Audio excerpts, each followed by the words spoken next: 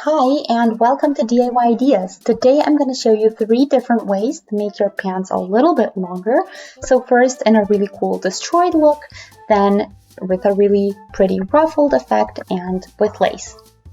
So today I'm going to show you how you can do this and how you can very easily make your pants a little bit longer. So I have here an unstitcher and we're just going to unstitch the inside of our basically end of our pants. So I also have some tweezers here just to make it easier to pull everything out. That might help a little bit, but apart from that, we just want to unstitch this. So first we're going to take the unstitcher and we're going to start on the outside anywhere you like and just unstitch.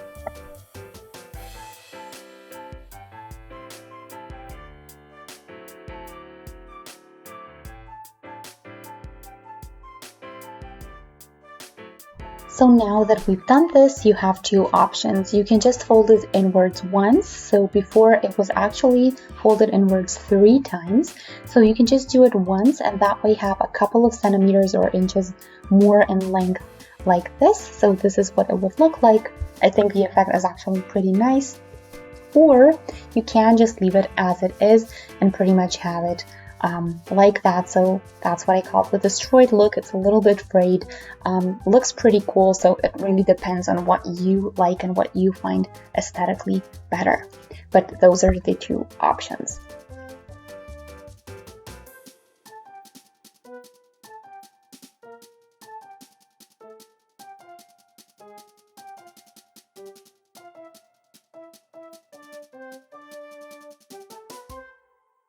So yeah, with the help of my tweezers, I just made it a little bit more frayed to the way I like it. And yeah, this was a really easy destroyed way to make, or destroyed look to make your pants be a little bit longer. So you can see what that looks like. The edge here is really nice. It's a little bit darker than the rest of the pants, but I actually really like the way it looks. So let's move on to the next idea. So now we're going to use some leftover fabric that I have here and some lace for 2 different kinds of making your pants longer. So let's get to it. So here we have just regular stuff, fabric scissors, some pins, something to measure with. I have here some thread that matches the color of the thread on the jeans. And then I have some blue thread here to match the blue fabric that I want to do the ruffles with. Here I have some elastic thread that I'm going to use to make the ruffles look really, really good. So as far as the fabric goes, you can use anything you'd like. Something that's a little bit silky or just looks really cute is perfect. So don't worry about the fabric too much. Whatever you use that is relatively light and thin will work just fine.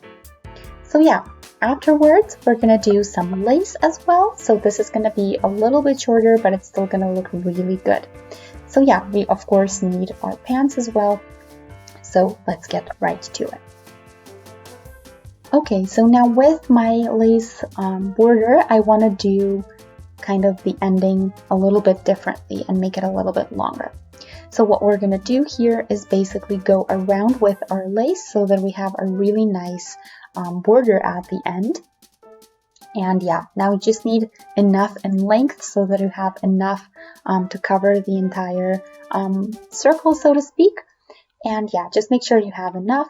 Apart from that, you can do any style and look that you like.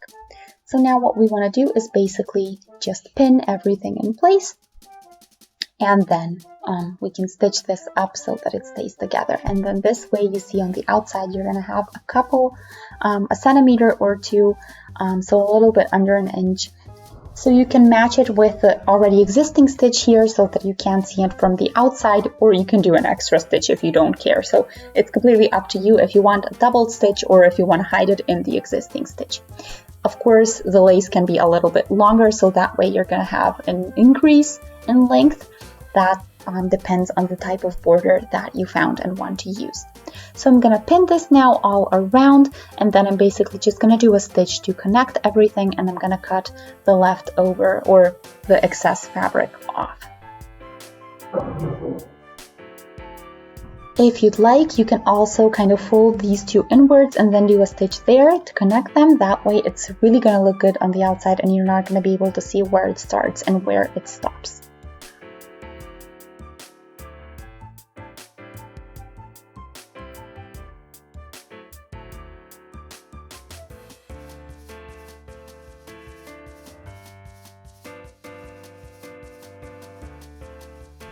And now the last style that I want to show you with the ruffles. Here is my fabric that I have. You can see it's pretty light. And now what we want to do is just have a straight line here on top and then have it kind of ruffle around the edge of my pants. So first of all, you're going to need a lot more fabric than the actual length of the circle that we're going around, since it's going to be ruffled, so it's going to be a lot less in the end, although it looks like not much fabric, it is more. So what we want to do is just have enough in length so that we don't have any missing. So if you have here 30 centimeters, you need at least 60 centimeters as far as the fabric goes so that it can ruffle nicely.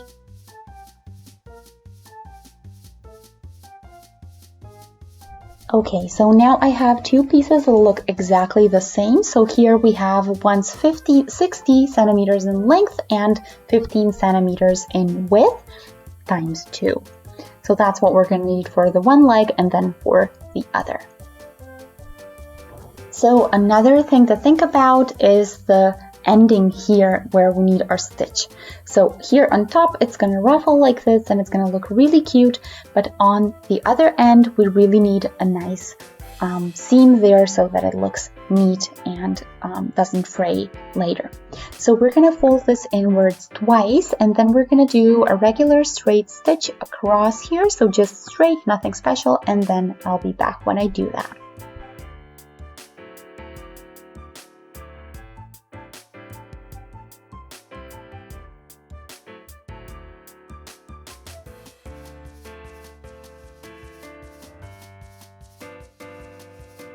So this is what it should look like, and you just need this on the one end, and then on the other we're going to do the ruffles. So just make sure that everything is nice and straight as far as this edge goes, and then you can move on to the top section. So in my case, I also shortened this a little bit so it doesn't have the original width that you saw a moment ago, since I need a specific length for my jeans, so I didn't need as much fabric, but this depends on how much longer you want to make it. So yeah, just check before you get started and then we can get started. So here we're going to fold it inwards twice, so we're going to lose a little bit of the width here. And then what we want to do is a stitch there as well. And I definitely recommend doing the fold 2 times because it's going to be a lot easier later to do. So yeah, we're going to get to that now, and then I'm going to show you how you can ruffle these. So I have the matching thread in the color of my fabric. So we're doing a straight stitch with the maximum length that your machine can do, but a regular straight stitch, so nothing special there. Just make sure that the length is the maximum that it can go. And then we're going to ruffle it with the elastic thread, so you're going to see what that looks like in the step afterward. So there are going to be 2 steps here, first with the blue thread and then with the elastic thread, and that way you can decide how ruffled you want this to be or how little ruffled. So we're going to do a regular straight stitch with the blue first, and then we're going to do the elastic thing later. So just do a regular straight stitch from the one end to the other, and then make sure to leave a little bit of the thread on both sides hanging. So you don't want to cut it short there, because when we pull the thread itself, then it's going to be able to kind of ruffle itself on its own. So it's going to be super easy to do. And yeah, I'm going to show you the simplest version, so you could use the elastic thread too, just to do an extra stitch, or you can use just the elastic thread if you think that's enough. I'm going to show you the simplest version without the elastic thread. So yeah, all in all, it's the same method, just make sure you leave a little bit of the thread on both ends so that you can pull on it later. So yeah, both are the same, depends on what you want to work with, but try both out and then see which one you like better. So both go. The one is elastic, the one is a regular one. But anyway, let's get started. I'll show you what I did.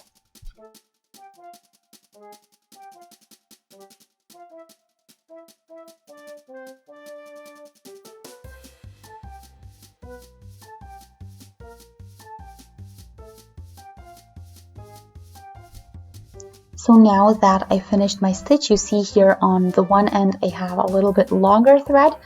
So when I pull on it, I can ruffle it more or less depending on what kind of style I want. So that's what I'm gonna do, and if I pull more on it, it's gonna be more ruffled, and the other way around.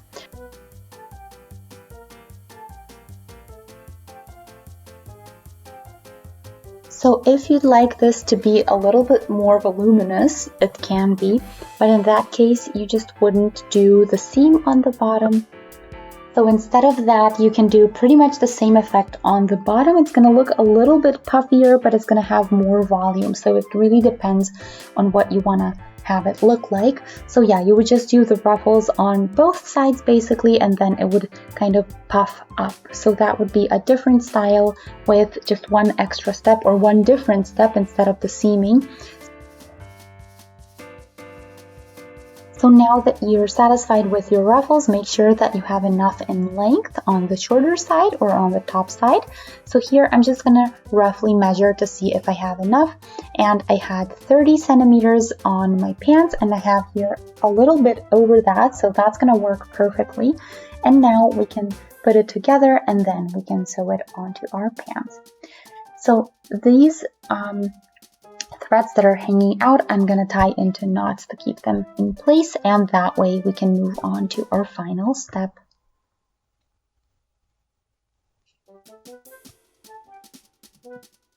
So the last step is to connect this to the pants, so stitch it up, and we're just going to make sure that we're doing pretty side on pretty side again, so that we have the right side facing outwards later when we turn it inside out.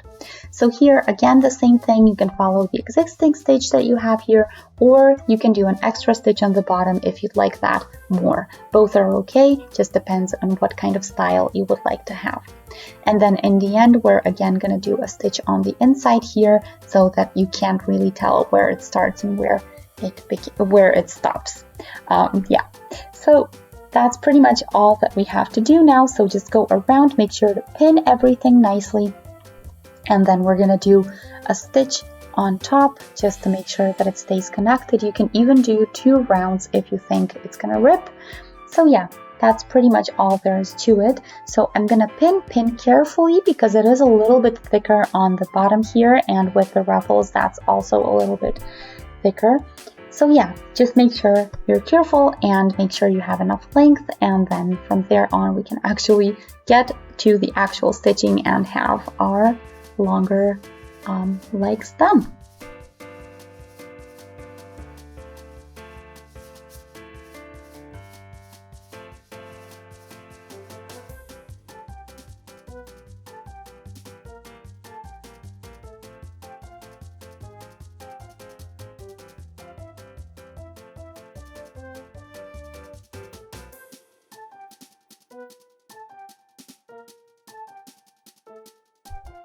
So here you can see what it looks like on the inside, so you can see the stitch there, but on the outside I did it exactly where the existing stitch is, so you can't really tell it's there. And then of course you can do longer ruffles or shorter ruffles depending on how much length you need, but this is the last way to prolong or make your legs longer. So you guys, I hope you enjoyed my 3 styles. Let me know which one you like the best, or if you have a 4th one, how you do your pants longer. But yeah, thanks for watching, and I'll see you next time in my next video. Bye!